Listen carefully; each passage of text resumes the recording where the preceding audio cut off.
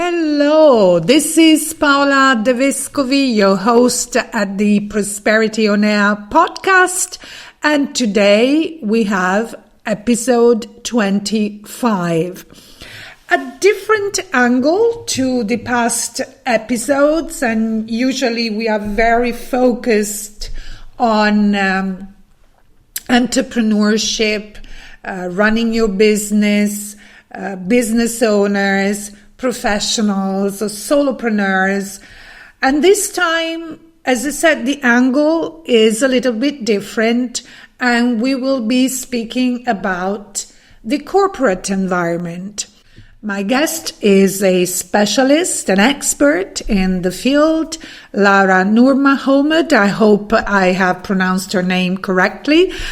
Lara is a business coach, and she helps women who want to get a promotion, a raise, and are working towards achieving a six-figure salary. So women who are in the corporate world.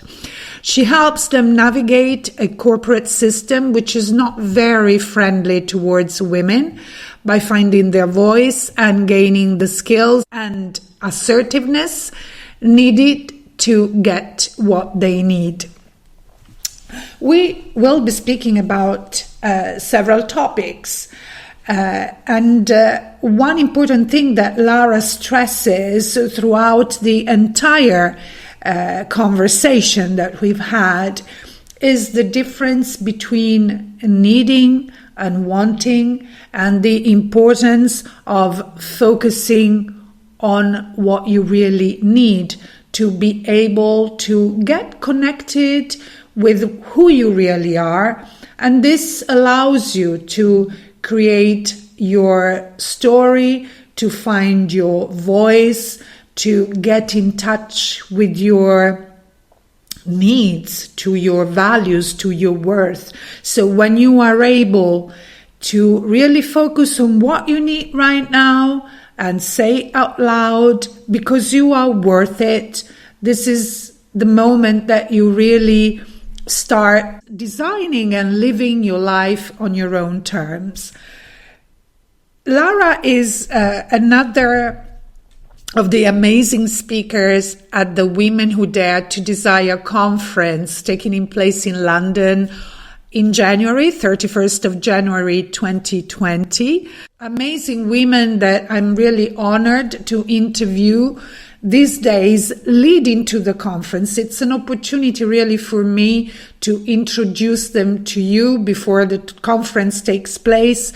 So for those of you who are interested in coming to the conference, where I can assure you, you will get a lot of inspiration. You will be able to network with amazing women. It's an international conference, so there are people coming also from Italy and probably the Netherlands and maybe other countries, different parts of the UK. So it's really a great opportunity to be there. So it's an honor and a pleasure for me to be able to introduce them to you before the conference, so that you really have an opportunity to get to know them better, maybe also visiting their websites and getting in touch with them before the conference itself. And for this conference, I want to thank the person who first had the idea and the desire to create this privileged and sacred space for women, so that we are really able to speak our voice, get to know each other, create synergies and opportunities. And this is an amazing woman and coach, Deborah Luzzi. So now, without any further ado, let's now listen to this conversation that I have had with Lara. It's full of inspiration, full of insights. So enjoy.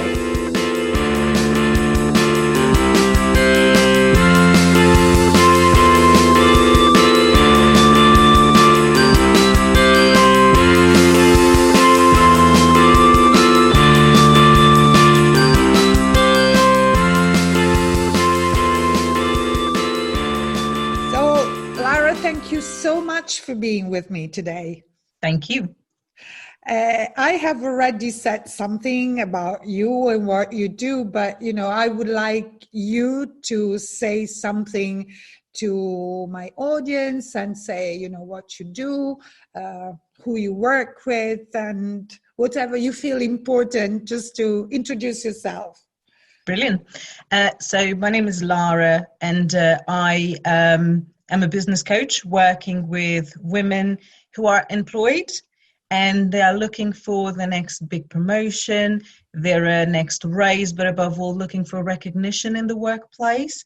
And it's really interesting because initially when I started thinking about, what kind of coaching should I do and who should I help, I actually started kind of drawing from my own experience and all the experience that I've had in the corporate world, which is something that never even crossed my mind. But, having been through situations where I had to navigate toxic environments, behaving like someone else so I could be accepted and, in that way potentially being promoted or given a raise, being in situations where I've been bullied at work because, I believed in sticking to my values and being authentic when actually that wasn't accepted.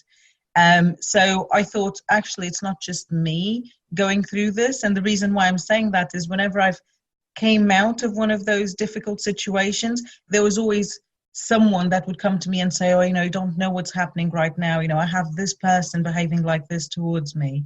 Or, I've been sent this email, or I've been told that I can only do this. And I thought, wait a second, I know this.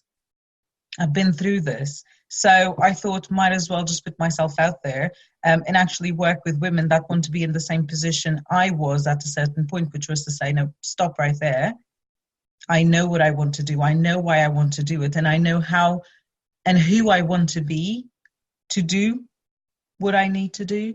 And funnily enough, the moment that I started taking control, and I know that this sounds terrible, particularly because of, what we hear nowadays of taking control. But when I started taking control of my career, of how I felt about myself, how I wanted to put myself out there in the workplace, I went from, being told what to do and what salary I could have to actually saying, I'm not working with you because you're not offering me the right salary, or your salary doesn't match my experience, or I have so much more to offer. So, if it's not what I'm asking for, I'm sorry, but I'm not going for it. And funnily enough, within the space of less than a year, I was actually earning more than I ever earned in my life after saying, this is what I want to be paid. And that was roughly 15% more. And I was doing something that I really wanted to do. Yes. So when you are really aligned with what you really want and you put yourself first, so as a priority rather than living based on somebody else's agenda and goals and beliefs, and you are really yourself, you can create the life that you want and the conditions that you want. And this is such an important message, especially for women, isn't it? Absolutely. And I think there's always this fear that if you become who you want to be, or you become who you are, which is the most important thing, because it's suppressed from an early age, it's conditioned from an early age. If you become who you are, everyone's going to shun you. Everyone's going to tell you that, you're a horrible person, you're mean, or you're, bitchy, or, there's always a negative connotation to being who you are. And I know that this is overused, and particularly, in coaching circles, but being authentic to who you are means that you can actually just go by, create your own story. That's basically it, create your own story. And to be able to do that, you have to have lots of guts. And that's what I found out, because it's a really lonely path when you go and say, okay, I'm going to go against the grain, I'm going to go against the status quo. Everything is going to, and everyone is going to try to bring you back to what they think is baseline and quash you, because by doing that, then, they feel comfortable. Because the thing is, they're not worried about you. They're They're worried not about themselves. exactly, what do I feel comfortable with? If I have a toxic environment and I survived in the toxic environment, I want the toxic environment to survive, rather than have this person just upset everything and put you in a position where you just think, oh my God, I'm a bad person. Oh my God, what am I doing? Make you doubt yourself, because that's the only way that they continue to feel safe. Just terrible. And this is also the reason why so many women don't go after what they want. I mean, they may be aware of what they want and what they want to be, that is themselves, but they are afraid that then they are going to be, stopped and criticized and pushed down. And so they stop going after their dreams. Yes, definitely. And if you think about, not just in terms of the workplace, but particularly history, you have so many examples of women that said, no, I'm going to do what I want. I'm going to be myself. And they were branded all kinds of things. They were branded angry, selfish. Selfish is the biggest one. You're selfish. You just want these things because, there's something wrong with you. Yeah. And I think this is a big one as well. There's something wrong. Why can't you be happy with what you're given? Why can't you be happy with the system? Why can't you be happy with this amazing workplace, all glittery and where people pretend that they like each other?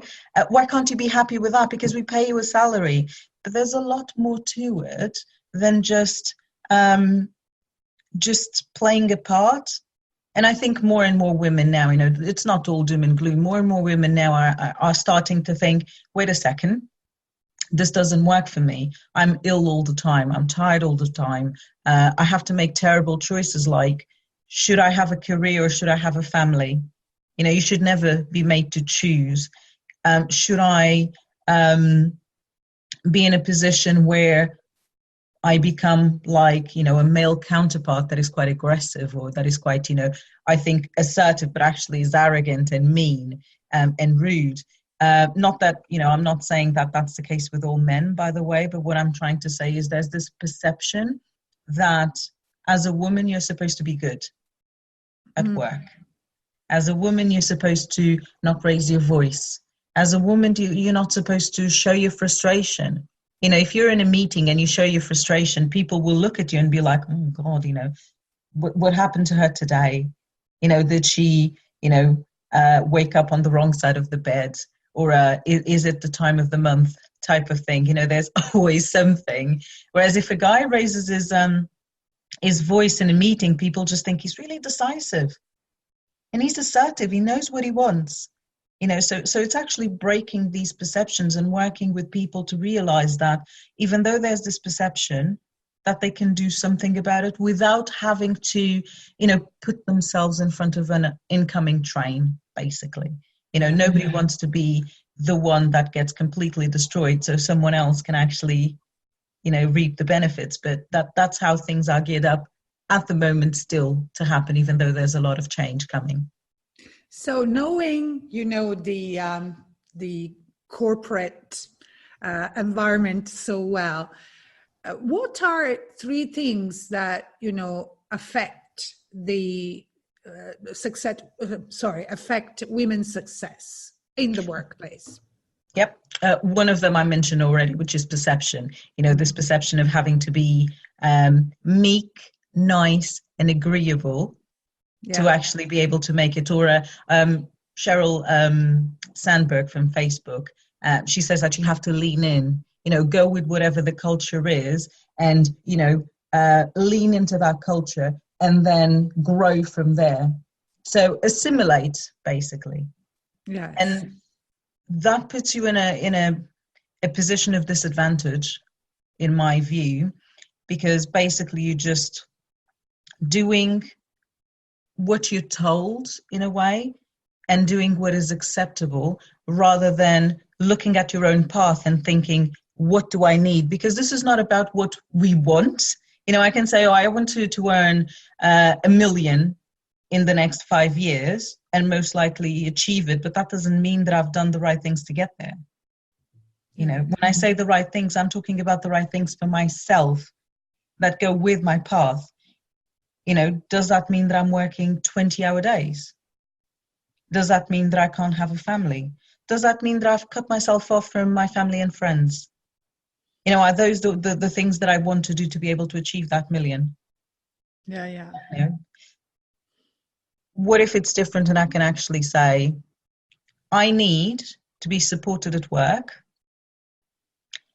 I need to have a schedule that actually allows me to do what I need to do and do it really, really well.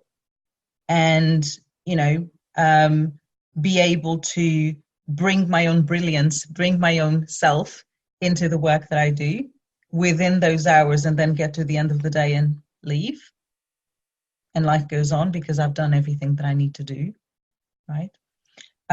Or do I, just go against everything and just, take my pitchfork and just start fighting everything and just making everyone really uncomfortable around me?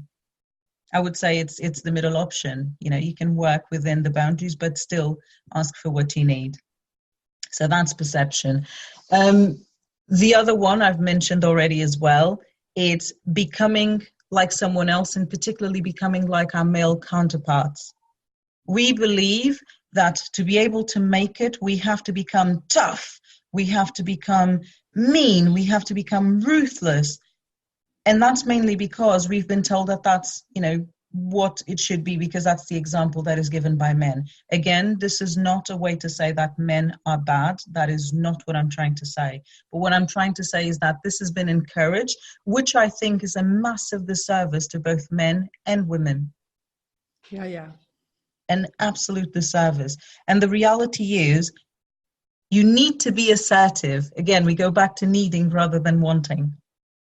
You need to be assertive. You need to be able to say, I'm not happy with this because, and actually have a valid argument that goes with it. Being able to say, I feel really frustrated right now.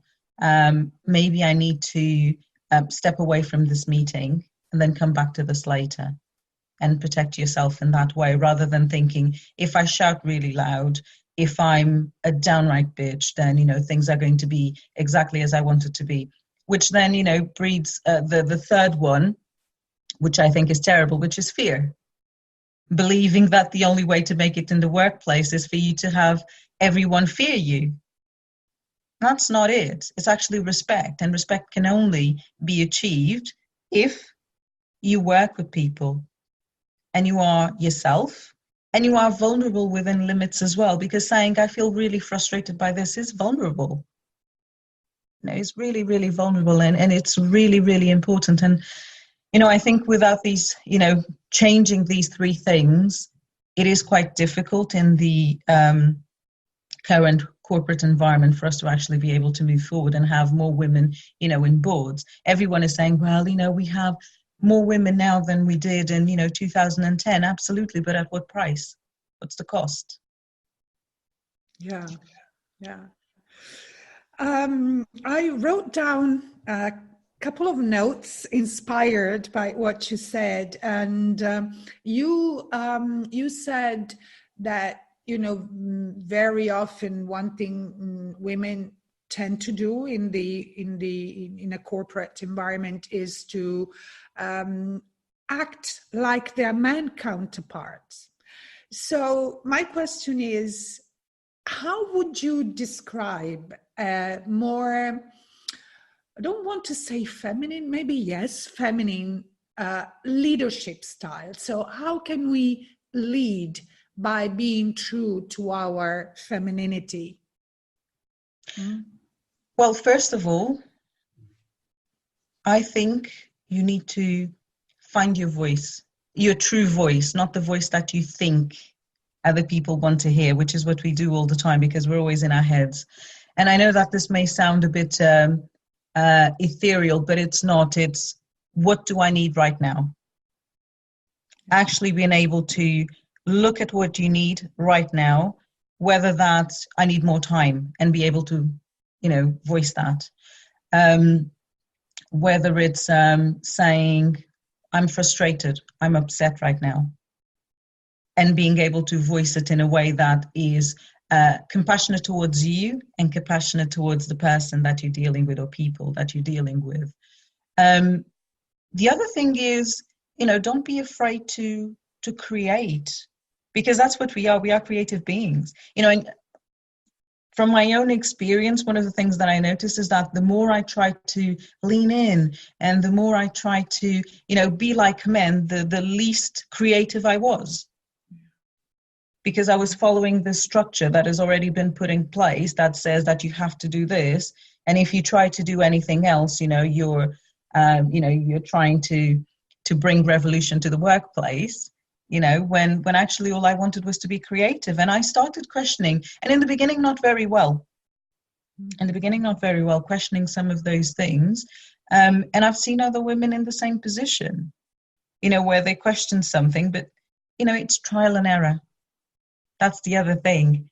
Be comfortable with the fact that whatever you do, especially at this point in time, is trial and error, and it's not going to be perfect as well. And the moment that you know that, it kind of frees you up a little bit and takes away the pressure of, trying to be something that you are not. And I think that's the biggest message. Do not try to be something that you are not. Yeah. And do not use the structure that is in place to justify the fact that, you may be scared to actually tap into things that so far you've been told, are wrong. Nothing's ever wrong, Yeah. And another question, which is in a way related to this and very dear to my heart, because it, concerns an age group that I belong to, which is, the over 50 age group. And a phenomenon that we observe a lot here in Italy is what is called ageism. So the discrimination against a certain people of a certain age. And so they have fewer opportunities, maybe they are stopped in their career, they are not valued enough, and maybe they can be assigned to jobs that are, not at the level of their qualifications. Do you observe the same? And do you, do you have clients that are experiencing this sort of situation? Do you know why I'm laughing? Because you say, it's something that we have a lot here in Italy now. It's the world around. Portugal is terrible. After you hit 30, that's it. You're not employable anymore. Oh, yeah. Okay. Here in the UK, everyone is making this big thing about, women over a certain age. But then, you look at the BBC and they have this problem with pay gaps where, male counterparts that are of the same age, between 50 and over, are earning 10, 20 times more. And women are having to go to court to actually try and get what's owed to them, what's actually their value. So that's why I started laughing, because it's really interesting. There are a couple of people that have exactly that issue. They're hitting 50. Some of them have hit 50, and they're suffering discrimination at all levels, and that comes from men and women, which is. It's leaves me speechless, honestly. Yeah. It's unbelievable, because, for instance, there's someone who, started going through the menopause quite recently, and she's been very unwell most of the time. And the interesting thing about this woman is that she's been working for this company for almost 30 years. So she's given her best years to this company, and she actually made a comment to her manager, a woman, who is also, sorry? Younger? No, in her 50s as well. Oh, okay. But also going through the menopause. And she said, I'm thinking that this woman is going to understand it because they're going through the same thing. She said, well, I'm going through this situation. I feel unwell many times. I have poor sleep. Sometimes I feel so unwell that I can't actually come to work. And I was wondering whether I could have a little bit more flexibility and sometimes work from home more often, so on and so forth. And this manager turned round to her and said, I'm going through the same thing and I don't have any of the symptoms that you're talking about, so I don't see any reason why you should be treated in a special way.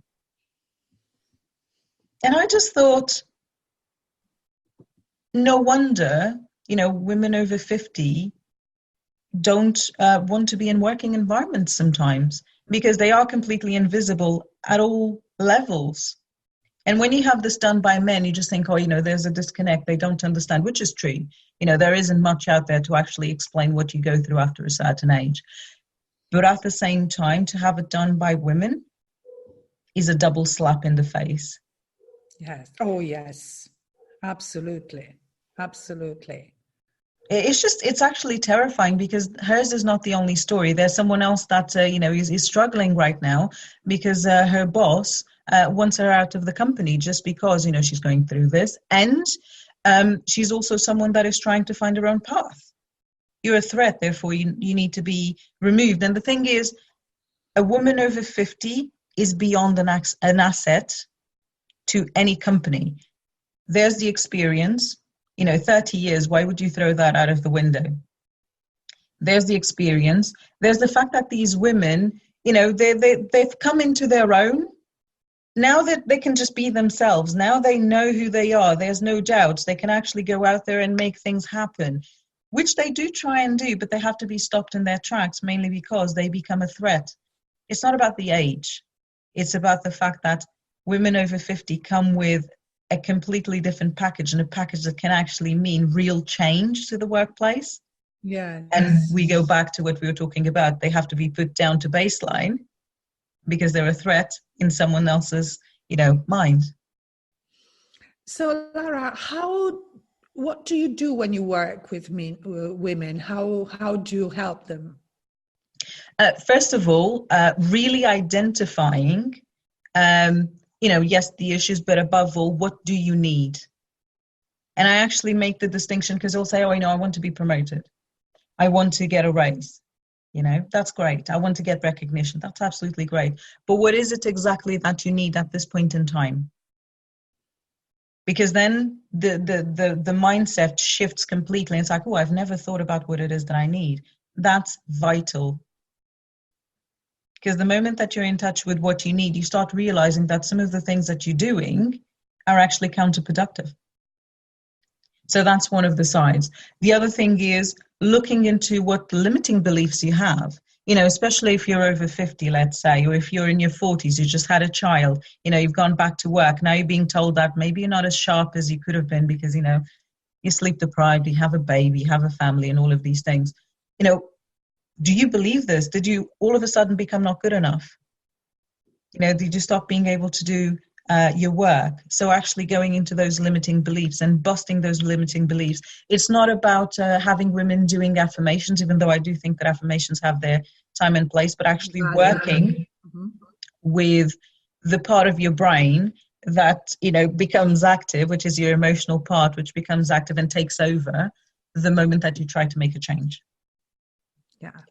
So working with those limiting beliefs. And finally, actually putting a plan in place, which is your plan. Not mine, not the one that you've seen in the magazine. No, a plan in place that is yours, that is definitely going to work for you. And it's not just saying, I want to make, $1 million in the next 5 years. I'm going to take these steps. No, it's, I'm going to do that. Plus, what's going to get in the way? How can I counter what's going to get in the way? What am I going to do when I'm feeling really down and, I've been beaten by every single thing, in my company, and I really don't want to get up? Actually putting something in place that addresses absolutely everything, the good, the not so good, and then that takes you to your objective. Yeah.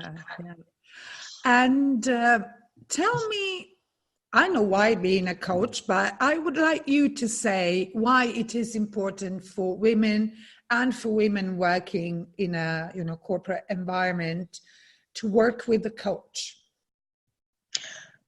Because I think that the coach gives you a perspective that is non-judgmental, and above all, provides you with a framework that you potentially haven't explored yourself, by asking you questions, by really exploring you, how you think, how you react, how you respond, and your path. And I think sometimes people say, oh, but I have a mentor. Brilliant. You have someone that can actually show you the ropes. This is about showing you. Exactly. Getting in touch with who you are and accepting, lovingly accept who you are with all your, great sides and, all your flaws, and actually put it all together in a neat package and say, I'm really proud of who I am. And I think that's the work that the coach does, without being judgmental, with, exploring through questions, through compassionate inquiry, really. Yeah. That's why it's really important. And what is your mission? What do you see, in the year ahead or years ahead? What is the kind of impact that you want to make? Because I'm sure you have something in mind. Yes. Absolutely. If I had my way, I would have every single woman in the world that works for a company, be able to say, I need this and I'm going to get it because, I'm worth it. That's my mission, is to actually work with women all over the world that are going to be in a position to say, this is me, this is what I bring in, and this is what I need in return, without having any fear of being pushed back. Because, at the moment when I thought about it, the first thing that came to my head was, oh no, too ambitious. Oh no, how can you do that? Oh no. And actually I thought, the biggest movements in history started with such a crazy idea. Absolutely. And this is not a crazy idea. It started already. So this is just making sure that it's at the forefront, and people now more than ever, women now more than ever, are saying, oh no, I'm worth it. I'm going to do this. I know it sounds like the ad, but it's true. And that's my mission, is to actually go out there, go into every single company and have people say, oh, I don't want this person here because she's going to make my women rebel. And it's like, damn right I will. That's the whole point. Because if they rebel, then they're going to bring something good to your business. So that's my mission. I would go on and on and on talking to you, honestly, but we have to wrap up also, because I don't want to, use too much of your time. So what is a message that you want to give my audience?